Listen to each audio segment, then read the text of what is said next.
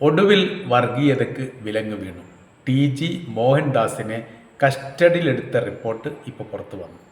കുറേ ദിവസമായി ഈ വിഷയവുമായിട്ട് ബന്ധപ്പെട്ട് വലിയ ചർച്ച നടത്തുന്നു. പോലീസ് ഉദ്യോഗസ്ഥരെടുത്ത് ഒരുപാട് പരാതികൾ എത്തുന്നു.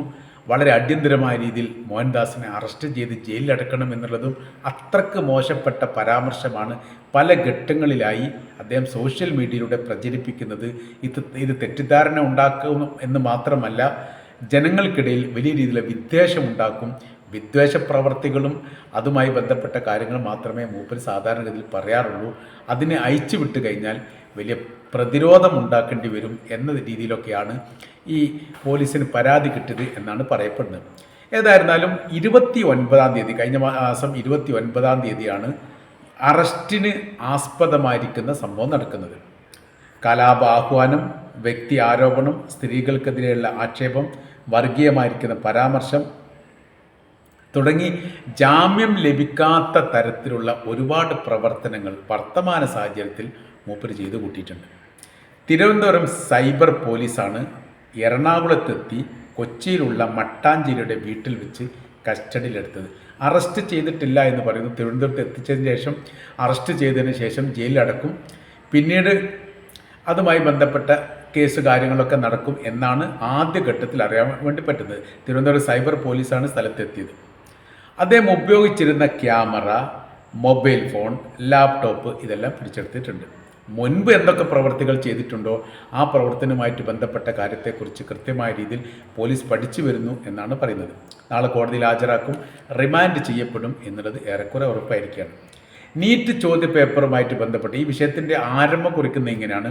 നീറ്റ് ചോദ്യപേപ്പറുമായിട്ട് ബന്ധപ്പെട്ട് CJP ഡൽഹിയിൽ നടത്തിയിരിക്കുന്ന ഈ മാർച്ചും അതോടൊപ്പം തന്നെ സത്യാഗ്രഹവുമായിട്ട് ബന്ധപ്പെട്ട വിഷയങ്ങളും, അത് ചില ഭാഗത്ത് സത്യാഗ്രഹമുണ്ട്, ചില ഭാഗത്ത് വലിയ വലിയ പ്രക്ഷോഭങ്ങളുണ്ട്, സമരങ്ങളുണ്ട്.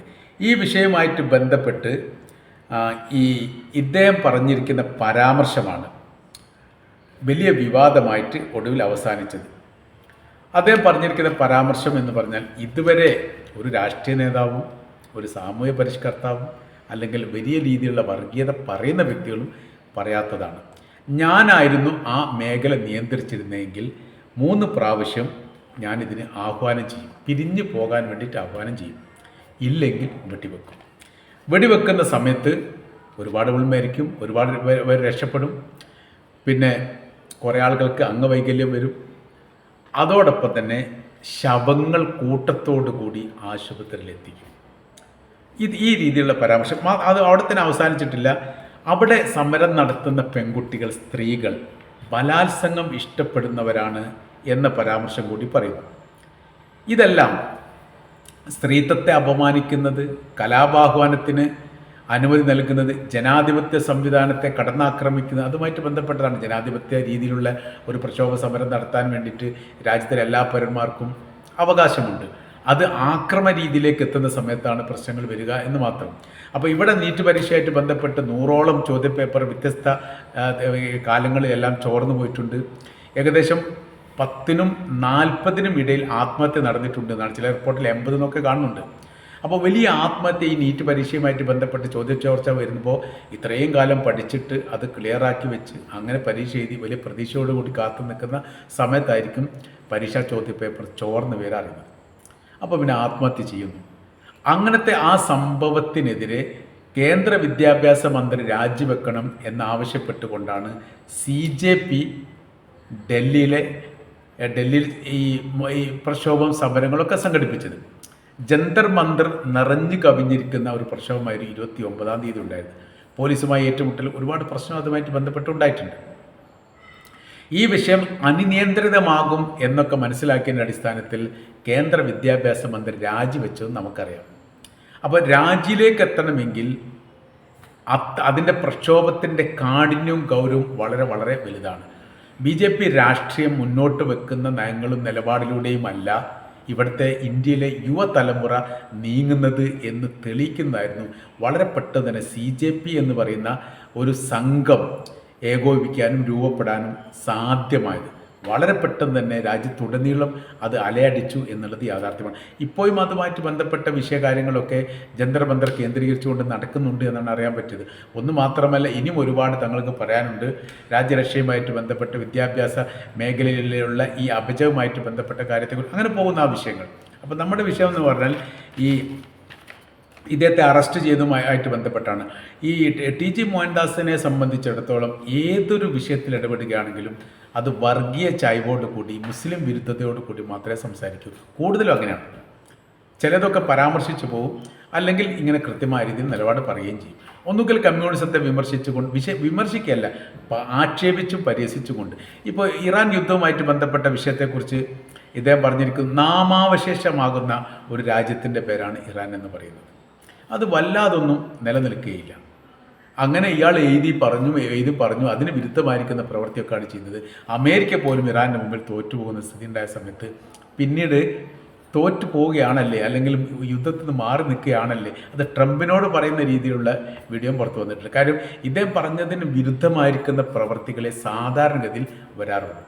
അനുകൂലപരമായ രീതിയിൽ അല്ലെങ്കിൽ പറഞ്ഞ ആ വാക്കുമായിട്ട് ബന്ധപ്പെട്ട് വിടുന്ന ഒരു വർത്തമാന രാഷ്ട്രീയ സംഭവം കേരളത്തിലോ ഇന്ത്യയിലോ ലോകാടിസ്ഥാനത്തിലോ ഉണ്ടായിട്ടില്ല. വിരുദ്ധമായ രീതിയിലാണ്. കാര്യം എന്ന് പറഞ്ഞാൽ പരാമർശിക്കുന്നതും സംസാരിക്കുന്നതും എല്ലാം ഈ വർഗീയത ഊന്നിയിരിക്കുന്ന രീതിയിൽ മാത്രമാണ് എന്നാണ് അതിൻ്റെ ഏറ്റവും വലിയ പ്രത്യേകത. അതല്ലാത്ത രീതിയിൽ ഏതെങ്കിലും സാമൂഹ്യപരമായിരിക്കുന്ന ഒരു സർവീസായിട്ട് അല്ലെങ്കിൽ ഒരു സൗഹൃദ ബന്ധത്തെ ചേർത്തിണക്കുന്ന ഒരു സംവിധാനം ഉണ്ടാക്കാൻ അദ്ദേഹത്തിൻ്റെ ഒരു വീഡിയോയും ഉപകരിക്കില്ല എന്നുള്ള യാഥാർത്ഥ്യമാണ്. അപ്പോൾ 29-ാം തീയതി ഇദ്ദേഹത്തിനെതിരെ കേസ് പരാതി എത്തിയിട്ടുണ്ട്. ആ പരാതി ഇങ്ങനെ നീണ്ടു പോകുന്നതുമായിട്ട് ബന്ധപ്പെട്ട് ഒരുപാട് വിഷയങ്ങൾ നടക്കുന്നുണ്ട്. ഇപ്പോൾ മയക്കുമരുന്നുമായിട്ട് ബന്ധപ്പെട്ട് സംസ്ഥാന ആഭ്യന്തര മന്ത്രിയുടെ നേതൃത്വത്തിൽ വലിയൊരു സംഘം പ്രവർത്തിക്കുന്നുണ്ട് എന്ന് നമുക്കറിയാം. അപ്പോൾ ആ സംഘം പ്രവർത്തിക്കുന്നുണ്ട്, പല അറസ്റ്റ് കാര്യങ്ങളൊക്കെ നടക്കുന്നുണ്ട്. അങ്ങനെയൊക്കെ നടന്നുകൊണ്ട് കേരളത്തിൽ വലിയ രീതിയിലുള്ള ഒരു ശ്രദ്ധ പിടിച്ചു പറ്റാൻ വേണ്ടി കുറഞ്ഞ മാസത്തിനിടയിൽ ആഭ്യന്തര ഡിപ്പാർട്ട്മെൻറ്റിനായിട്ടുണ്ട്.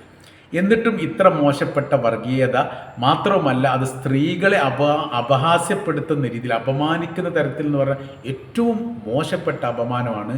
ബലാത്സംഗം ഇഷ്ടപ്പെടുന്നവരാണ് അവിടെ പരിപാടിയിൽ ജന്തർ മന്തറിൽ എത്തിയിരിക്കുന്ന സ്ത്രീകൾ എന്ന് പറയുമ്പോൾ ഒരു രാജ്യത്തെ തന്നെ അപമാനിച്ചതിന് തുല്യമാണ്. ഇത്തരം ഒരു പരാമർശം നടത്തിയിട്ട് അദ്ദേഹം വീണ്ടും ഇങ്ങനെ കാര്യങ്ങൾ സംസാരിച്ചു പോകുന്നു എന്ന് പറയുമ്പോൾ അത് ആഭ്യന്തര വകുപ്പിനും വലിയ പ്രശ്നമുള്ള കാര്യം തന്നെയാണ്.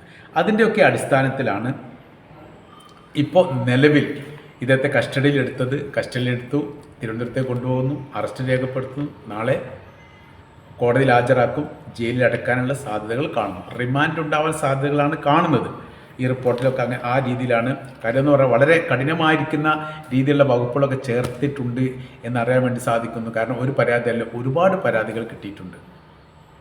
സംസ്ഥാനത്ത് അല്ലെങ്കിൽ രാജ്യത്തിൻ്റെ അകത്ത് ആഭ്യന്തരമായിരിക്കുന്ന കുഴപ്പമുണ്ടാക്കുന്ന തരത്തിലും സ്ത്രീകളെ അപമാനിക്കുന്ന തരത്തിലുള്ള പരാമർശ കാര്യങ്ങൾ അത് വെച്ച് പുറപ്പിക്കുന്ന സമയത്ത് ഇത് മറ്റുള്ളവർക്കും പ്രചോദനമാവും. ഇദ്ദേഹം ഇങ്ങനെ പറയുന്ന സമയത്ത് വർഗീയമായിട്ട് ചിന്തിക്കുന്ന ആളുകൾ വീണ്ടും ഇത് ആവർത്തിച്ച് പറയാനുള്ള സാധ്യത ഉണ്ടാകുന്നു എന്നുകൂടി വിലയിരുത്തുന്നു. ഇത് വലിയ പ്രയാസം ഉണ്ടാക്കുന്ന കാര്യമാണ്.